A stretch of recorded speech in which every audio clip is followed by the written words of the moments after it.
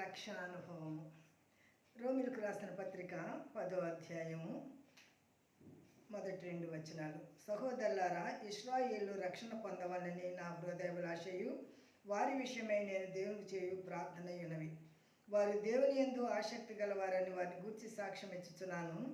అయినను వారి ఆసక్తి జ్ఞానానుసారమైనది కాదు. ఆసక్తి ఉన్నది దేవుడంటే, కానీ ఆ ఆసక్తి జ్ఞానానుసారమైనది కాదు అని పౌలు ఈ రోమా సంఘానికి వ్రాస్తూ ఉన్నాడు. మనందరూ కూడా చాలా దేవుడు అంటే ఆసక్తి, ఆలయం అంటే ఆసక్తి, ఆలయం శుభ్రం చేయడం అంటే ఆసక్తి, ఆలయంలో పని చేయడం ఆసక్తి, మంచిదే.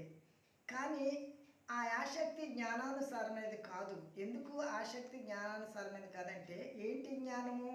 యెహోవా యందు భయభక్తులు కలిగి ఉంటే జ్ఞానమునకు మూలం కనుక మనము దేవుని యందు భయభక్తులు కలిగి మన జీవితంలో ప్రభు కొరకు మన జీవితాన్ని మార్చుకుని పరిశుద్ధత కలిగి జీవించకపోతే మనం చేసేవన్నీ వ్యర్థమే, నిష్ప్రయోజనమే.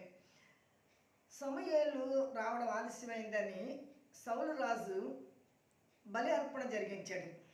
అది దేవునికే బలర్పించాను కదా అని అనుకున్నాడు. అది దేవుని యొక్క చిత్తము కాదు కనుక అది జ్ఞానానుసారం కాలేదు.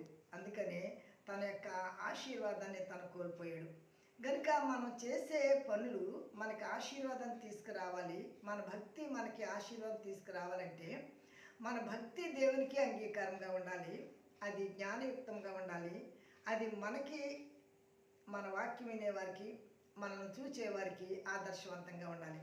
అప్పుడు అది జ్ఞానానుసారమైన భక్తి.